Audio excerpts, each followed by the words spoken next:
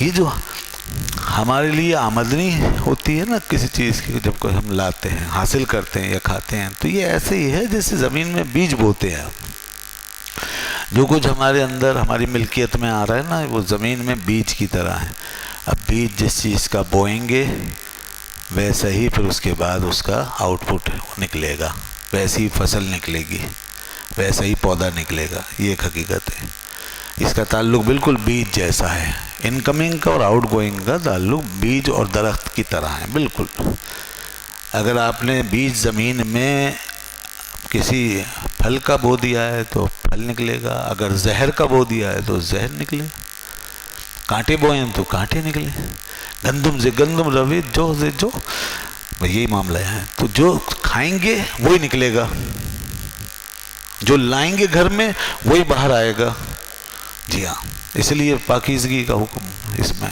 اگر پاکیزہ رزق ہے، رزق حلال ہے، پاکیزہ ہے، تو پاکیزگی آئے گی باہر، اچھی چیزیں نکلیں گی باہر، آپ کی باتوں سے، آپ کے کردار سے، آپ کے عمل سے. جی ہاں بالکل. اللہ تعالیٰ نے دو چیزوں کو جمع فرمایا ایک جگہ. فرمایا یا ایھا الرسل کلوا من الطیبات واعملوا صالحا.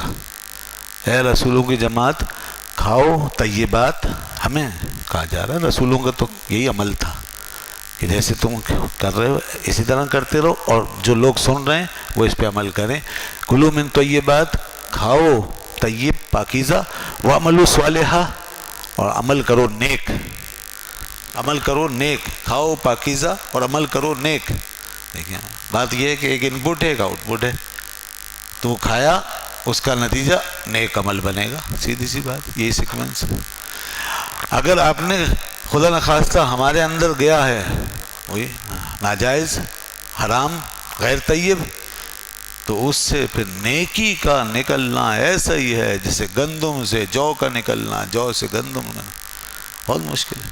اس کانٹے بو کر کے پھول نکالنا بہت مشکل ہو جائے گی. ایسی نیکی بہت مشکل سے انسان آگے جائے. روحانیت تو ختم، خدا سے تعلق تو ختم. اب جتنا ہے سب بوجھ ہی بوجھ ہے. بس نماز کا بوجھ اٹھا کے چل رہے ہیں، روزے کا بوجھ اٹھا کے چل رہے ہیں، دین کا بوجھ، لوڈنگ ہو رہی ہے. اسلام عمل تھوڑی بن رہا ہے، لوڈنگ ہو رہی ہے، اوور لوڈ ہو کے چل رہے ہیں. لگ رہا ہے جو لوڈنگ کا حال ہوتا ہے وہی حال ہمارا ہو رہا ہوتا ہے. نماز ایسے جیسے بس جتھا اتار دیا، کوئی ذمہ اتار دیا. جی ہاں یہ ہوتا ہے بالکل. کیونکہ جب حرام کا لقمہ گیا اندر تو رسول اللہ صلی اللہ علیہ وسلم فرمایا اس کی دعائیں گئیں، اس کی عبادتیں گئیں، خدا سے تعلق گیا. آپ جو حرام کے لقمے سے جو گوشت بنا اور جو کھال تیار ہوئی، فرمایا اس کے لیے تو جلنا ہی زیادہ مناسب ہے، آگ ہی مناسب ہے. یہ حدیث ہے. اور فرمایا کہ لمبا سفر کر کے بھی اگر کوئی بدحال ہو کے، گرد آلود ہو کے دعا مانگے نا، حالانکہ اس کی دعا ضرور قبول ہو جاتی ہے اس حال میں، مگر فرمایا کہ مطعمہ حرام و مشربہ حرام و ملبسہ حرام، اس کا تو کھانا حرام، پینا حرام، اس کا لباس حرام. وغذی بالحرام، حرام میں پروان چڑھا. انا یستجاب لہ، تو اس حالت میں بھی اللہ اس کی دعا قبول نہیں کرے گا. ڈسکنیکٹ ہو گیا.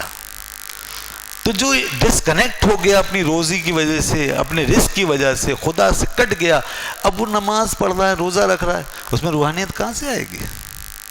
دعائیں مانگ رہا ہے، قبولیت کیسے آئے گی؟ اندر سے سرور، ہلکا پن کیسے آئے؟ نہیں آئے گا. اور بلکہ پھر اور خیالات میں جو آج کل ہوتی ہیں، بے انتشار آتا ہے، خوف پیدا ہو جاتا ہے، گھبراہٹیں ہوتی ہیں، بے چینیاں ہوتی ہیں، ڈپریشن ہوتے ہیں. اس کا بڑا اثر ہے ان چیزوں کا، لقمہ حلال کا اور لقمہ حرام کا.